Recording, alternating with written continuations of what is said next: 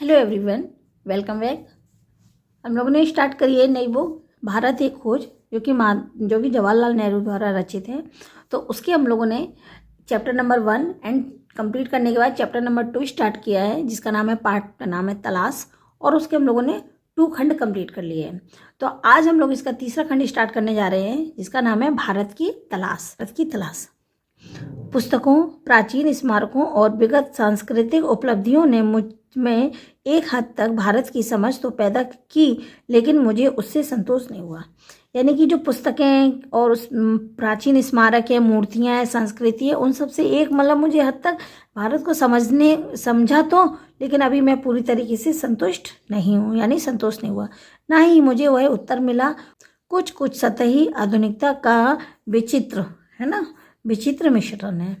यानी कि वो ये कह रहे हैं कि वर्तमान में जो आज का युग यानी 1944 का है, ओके, ना कि आज का कि 2024 का, नहीं, 1944 का ऐसा युग है जो कुछ मेरे लिए या कुछ मेरे जैसे लोगों के लिए, जो मध्य युग में भयंकर गरीबी में, दुर्गति में, इसमें वो लोग फंसे हुए हैं। क्योंकि देखिए, जो मध्य वर्ग का लोग है, मध्य वर्ग का है, वो इन चीज़ों से पिसता है।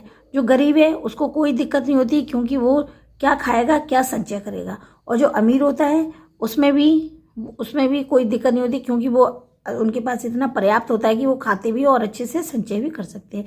प्रॉब्लम कहाँ आती है? मध्यवर्गीय लोगों में।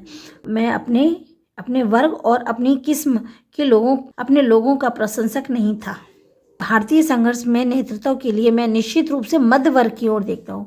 उन्होंने क्या कहा? मैं सिर्फ और सिर्फ मध्य वर्ग के लिए देखता हूँ, ना ही मैं मध्य से निचले वर्ग को देखता हूँ, न ऊपर वाले वर्ग को देख रहा हूँ। तो यह मध्य वर्ग स्वयं को एक बंदी और सीमाओं में जकड़ा हुआ महसूस करता था। क्योंकि मैं कैसे महसूस करता था? जकड़ा हुआ, क्योंकि वो ना ही खुल के अपना कुछ खा पी पाते थे, ना ही उसको अपना जीवन यापन कर पाते थे, क्योंकि उतने में ही उनको जोड़ना भी होता था, खाना भी होता था और अपना खर्च भी करना होता है। इसलिए और खुद तरक्की और विकास करना चाहता था। अंग्रेजी शासन के ढांचे के भीतर ऐसा ना कर पाने के कारण उसके भीतर विद्रोह की चेतना पनपती है। लेकिन यह चेतना उस ढांचे के खिलाफ नहीं जाती थी जिसमें हमें रौंद दिया था। जिसने रौंदा था उसके खिलाफ नहीं जाती थी। वो किसके खिलाफ जाती थी? ये उस ढांचे को बनाए रखना चाहते थे और अंग्रेजों को हटाकर उसका संचालन करना चाहते थे। वह अंग्रेजों को हटाकर खुद संचालन करना चाहते थे। ये मध्य वर्ग के लोग इस हद तक इस ढांचे की पैदाइश थे कि उसे चुनौती देना या उखाड़ फेंकने का प्रयास करना उनकी बस की बात नहीं थी। नई ताकतों ने सिर उठाया और वे हमें ग्रामीण जनता की ओर ले गए। अब उन्होंने क्या कहा? मध्य वर्ग के लोगों में इतनी ताकत ही नहीं थी कि वो इसका विद्रोह कर सके। किसका? अंग्रेजी शासन का विद्रोह कर सके। अब वो लोग कहाँ गए? ग्रामीण जनता की ओर। पहली बार एक नया और दूसरे ढंग का भारत उन युवा बुद्धिजीवियों के सामने आया जो इसके अस्तित्व को लगभग भूल ही गए थे या उसे भूल ही चुके थे या उसे बहुत कम अहमियत देते थे। यह दृश्य बेचैन कर देने वाला था, इसलिए कि उससे हमारे कुछ मूल्यों और निष्कर्षों में संदेह उत्पन्न कर दिया था। तब हमने भारत के वास्तविक रूप की तलाश शुरू की और उससे हमारे भीतर इतनी समझ और द्वंद्व दोनों ही पैदा हुए। कुछ लोग इस ग्रामीण समुदाय से पहले से ही परिचित थे। जब वह गांव के ग्रामीण लोगों के पास आए तो तब उन्होंने भारत के वास्तविक रूप की तलाश शुरू की।